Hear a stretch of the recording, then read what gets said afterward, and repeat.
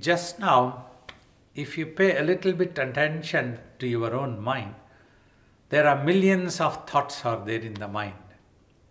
Amongst those millions of thoughts, there is one thing, a consciousness of your existence, that I exist.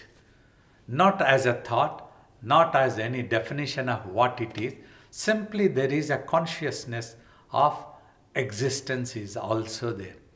This seldom goes noticed because mind is preoccupied with those millions of thoughts.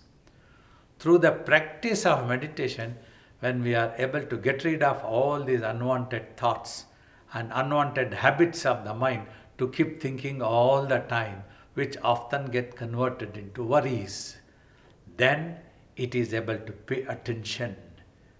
As I told a while ago, mind is made up of consciousness and energy. What does this mean? Conscious means, in my criteria, wherever you apply your consciousness, you become aware of that.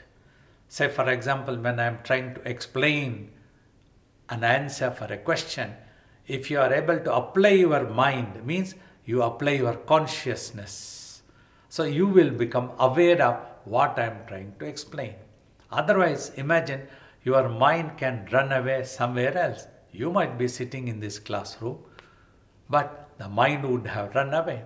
Physically, it might appear as if you are paying attention with your eyes fixed on to me, but your mind could have run somewhere.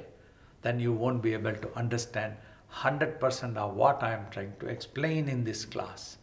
This is what happens. So through the practice of meditation, you will be able to pay attention to me. This is what is consciousness. So the mind is made up of consciousness and energy.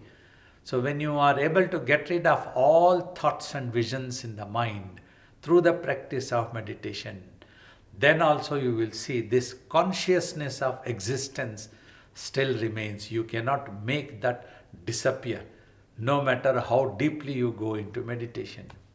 So this is what is known as the self. You, yourself. You exist, how you exist. We tell you exist as the eternal, immortal soul beyond the birth and death of the physical body. You are much more than this. This point you will be able to experience in deeper meditations when you pursue on this path further. So then you will know yourself better. One important thing you have to understand, always we try to do everything for ourselves. We want to be happy, that's why we want to do. We are hungry physically, that's why we want to eat. So when we try to do everything for ourselves, even we will try to help somebody if we are going to become happy. If we are going to become unhappy, we would not like to help somebody at all. This is a fundamental reality. If you all ponder and try to understand, you will do only when you are happy. You will come to this class also if you are going to be happy. If you are going to be unhappy, you will stop coming. So that is what you want, happiness at all times. So that is when, if you pay attention to your real self, knowing yourself in a much better way, then you will know what you really need, what you don't really need. Because one important thing, as long as you are troubled with a need also, then you are dependent on something else other than you. So that something can give you happiness, can give you unhappiness. When you need some food, if the food you obtain you like, and then you are happy. If you don't get a food that you like, and if you don't get food at all, you are unhappy. That is how, whenever we are dependent on something else, we can become happy and unhappy. That thing can always make us to dance to its tunes.